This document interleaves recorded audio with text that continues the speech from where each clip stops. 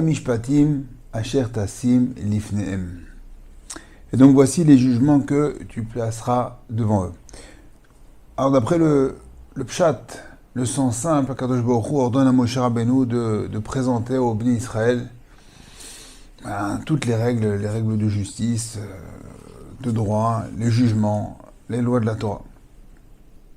Mais le Zohar Kadosh, Rabbi Shimon Bar Yochai, nous dit, les premiers mots de Parashat Mishpatim dans le Zohar écrit comme ça, Patar Rabbi Shimon V'amar, Ve'elei Mishpatim asher tasim lifnehem, Targum ve'ilen denea detasadar kadmeanon ilen inun, sidurin de Gilgula, denin ve'nishmatin, detadnud, kol had ve'chad lekabel onsha.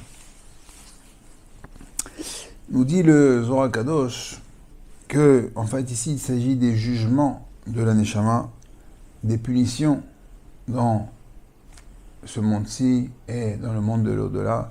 Et plus particulièrement, la Parashat Mishpatim va nous parler des Gilgulim, des réincarnations. Alors, qu'est-ce que la réincarnation? Qu'est-ce que les Gilgulim? Il faut savoir que l'âme que chaque juif possède en soi est d'une sainteté, d'une grande sainteté, une grande kedusha. Elle nous a été confiée par Akadosh Baruch Hu, comme on dit tous les jours dans les brachot Berkot HaShachar, Elokai, Neshama Shenata Bi Teora, Ata Verata, Ata Yetzarta, Ata Nefarta Bi. Akadosh Baruch Hu a insufflé en nous, le souffle divin nous a confié une Neshama. Donc cette Neshama, on doit en prendre soin parce qu'il y a un moment, à la fin de notre vie, on devra la rendre. Maintenant, dans quel état on va la rendre? Alors c'est comme, pour comparer ça à Avdil et Avdot, mais pour essayer de comprendre. Vous louez une voiture. Alors vous louez une voiture, alors celui qui vous a le loueur, il souhaite retrouver la voiture dans le même état qu'il vous l'a donnée. Sans rayures, en général ils prennent les photos, ils font un constat. S'il y a une rayure, alors on note. Bref, ils vous donnent quelque chose de neuf dans un certain état, ils veulent le retrouver dans le même état. Et si on ne le rend pas dans le même état, alors il faudra l'amener dans un garage pour qu'il le répare. Et si ce n'est pas encore bien réparé, on passera dans un autre garage et un autre garage. Et bien les Gilgulim, si on peut expliquer ça vulgairement, c'est à peu près ça. Kadosh Baruch Hu nous confie une Neshama et on doit la rendre en état. Et puis si ça n'a pas marché, on va faire ce qu'on appelle des tikkunim, des réparations. Et donc on va revenir dans un Gilgul, et puis dans un autre Gilgul, et dans un autre Gilgul. Alors il faut savoir que chaque Gilgul, chaque réincarnation, c'est une punition terrible pour la Neshama. Le moins terrible pour la Neshama, c'est d'abord c'est le passage au Gehinnom. Au Gehinnom, alors on y passera tous. D'abord il faut savoir que c'est un srout, c'est un mérite. Tout le monde n'aura pas la chance d'aller au Gehinnom. Je me rappelle qu'un jour, le Rav Steinman Zatzal parlait d'une certaine personne qui faisait vraiment beaucoup de mal. Il a dit, je ne sais même pas s'il aura le droit de rentrer au Gehinnom. Le Gehinnom, c'est une machine à laver. Donc c'est pour enlever les petites tâches. Par contre, que les Gilgulim, c'est pour des plus grandes réparations. Alors, on va essayer de voir ensemble le processus des Gilgulim. Ça va être indiqué par comment ça s'appelle? L'Or HaChaim, dans le Parashat Bereshit, chapitre Aleph, je crois, au Pasuk Kaf Vav. Là-bas, le Or HaChaim, il va nous expliquer un peu la hiérarchie, le top 10 du Gilgul. Alors, il y en a qui pensent qu'une âme, un Gilgul peut se faire jusqu'à maximum 3 reprises, 3 fois, dans le corps d'un autre homme. Et si ça ne marche pas, alors il devra revenir sous différentes formes. Alors c'est une marloquette, est-ce que c'est 3, est-ce que c'est 4, c'est 5? En fait, ça dépend la neshama de la personne. Il y a des neshamot de tzadikim et des neshamot de reshaim. Des fois, une neshama de tzadikim, elle pourra venir plus que 3-4 fois, puisqu'à chaque fois, elle va revenir donc dans un bon joueur, on va dire. Et elle n'a pas grand-chose à réparer. Donc elle peut revenir dans ce monde-là, dans un corps d'homme, ça ne peut pas la mettre à l'épreuve. Par contre, que des neshamot de reshaim, alors la remettre dans ce monde-là, dans un corps d'homme, c'est un peu l'ifné vers l'autisme de Mirchol, c'est mettre une embûche devant un aveugle, parce que peut-être que pour venir réparer une chose dans son échama, elle va être confrontée à de nouvelles avérotes, et en fin de compte, elle va peut-être plus casser que réparer. C'est pour ça qu'on peut expliquer que, on dit que par exemple quelqu'un qui un gaucher, alors c'est un gilgoul de voleur. Dans le gilgoul d'avant, il était voleur, on le vient faire gaucher, c'est pas un droitier, quoi. On préfère toujours être droitier que gaucher. Ou bien quelqu'un qui vient avec un handicap, ou un handicapé, ou un aveugle. L'aveugle, c'est peut-être quelqu'un qui doit réparer une certaine chose, mais si il revient dans ce monde-là avec la vue, alors il va fauter avec l'œil, ou bien un sourd, ou bien un muet. N'importe quel handicap, on voit ça avec nos petits yeux, comme un poids, comme une charge, mais dans le monde des neshamot, eh ben c'est un avantage. C'est un avantage, c'est pour éviter de fauter. On dit que, en général, c'est des fois des grandes neshamot, comme il ne reste pas beaucoup à réparer, alors elles viennent sous forme d'enfants ou de personnes qui sont handicapées. On dit que le Chazon Ish, quand il voyait une personne qui était atteinte d'une trisomie ou qui avait un grand handicap, il se levait devant cette personne parce que il voyait lui avec ses yeux, il comprenait que derrière tout ça, c'était la fin d'une réparation. Alors on a dit que la première Gilgoul, la première réparation, c'est dans le corps d'un homme. Après, le Or HaChaim nous dit que si l'homme n'a pas réussi à faire, après 2 ou 3 fois, ou 4 fois, eh ben la réparation adéquate, eh ben il reviendra en l'état de poisson. Alors pourquoi le poisson? Le poisson, c'est le bon côté, parce que le poisson, d'abord, il n'a pas besoin, pour être consommé, il n'a pas besoin de shrita. Il est déjà plus pur. Le simple fait d'être pêché, d'être sorti de l'eau, alors déjà, il aura accompli son tikkun. Bien sûr, il faudrait que ce poisson ait la chance d'arriver dans une maison. Le juif, le mieux, c'est sur la table de Shabbat. Une maison où on va faire des brachot, parce qu'en fin de compte, c'est la bracha qui va le libérer, d'où l'importance de faire des brachot.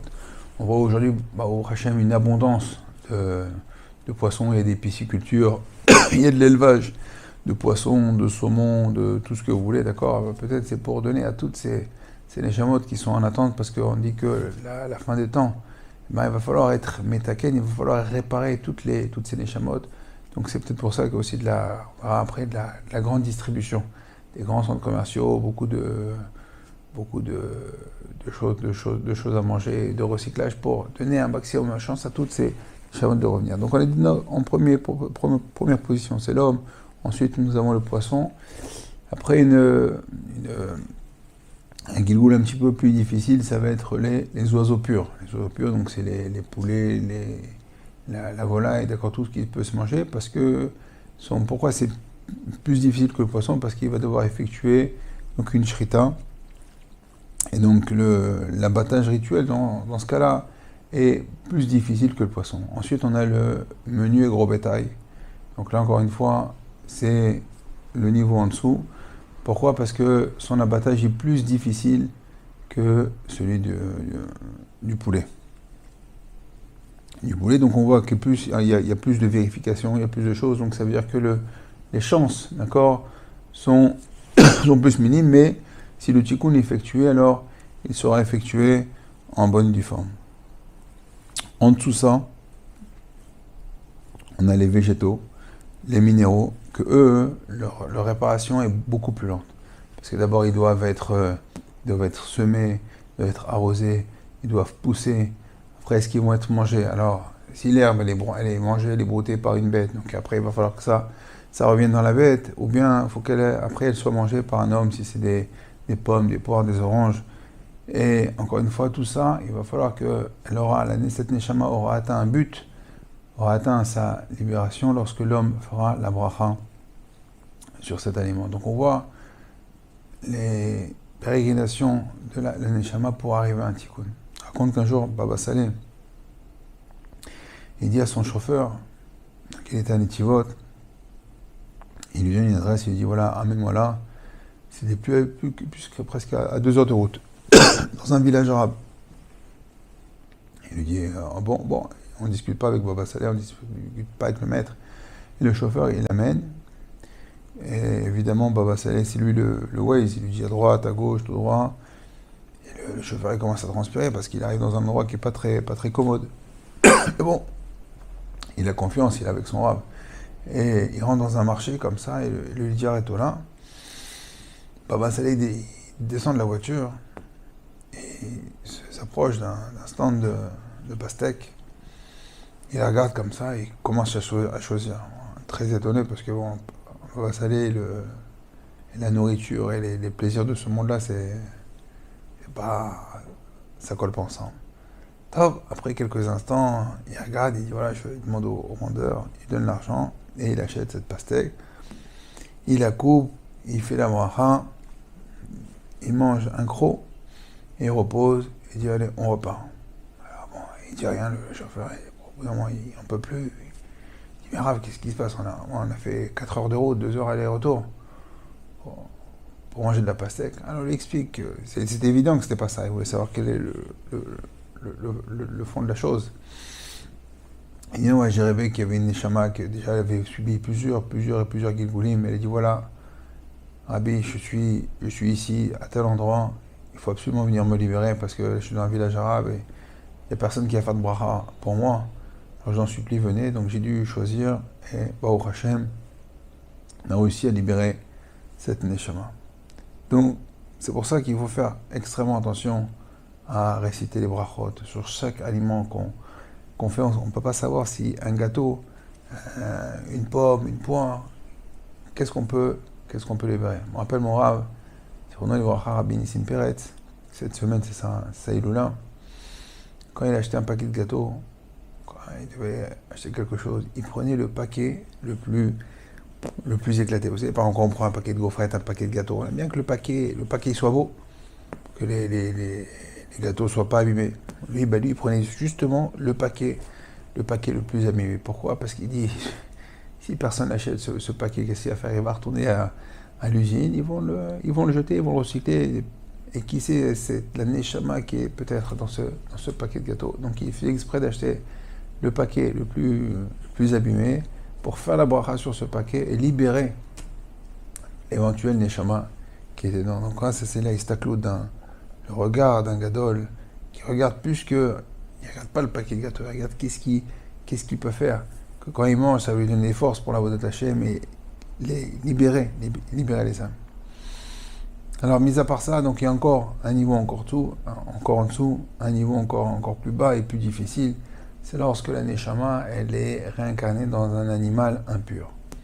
Un impur, ça peut être un éléphant, un chien, un chat, une souris. Parce que là, les chances sont vraiment réduites d'être consommées avec bracha par un juif. Donc le processus dure encore plus.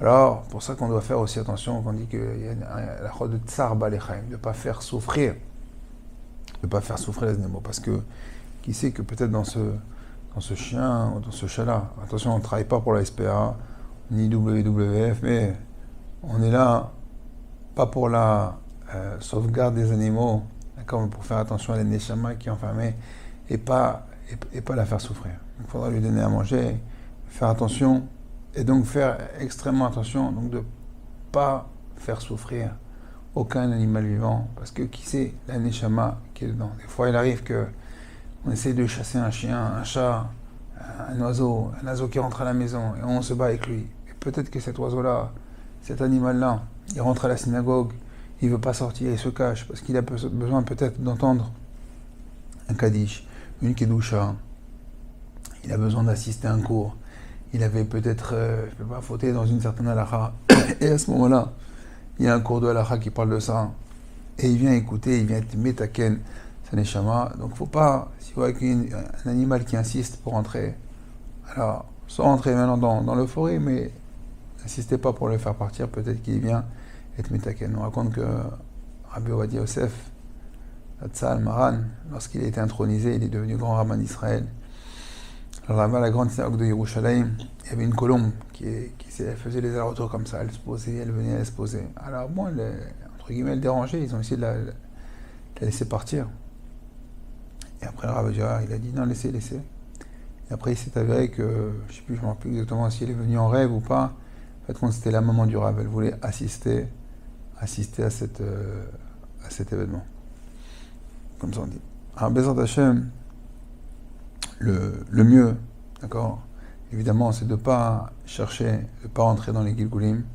Alors, pour éviter tout ça, c'est qu'on doit faire un maximum dans notre vie ici-bas, un maximum d'étudier la Torah, de faire en sorte que le Gilgul dans lequel on est, ce soit le dernier.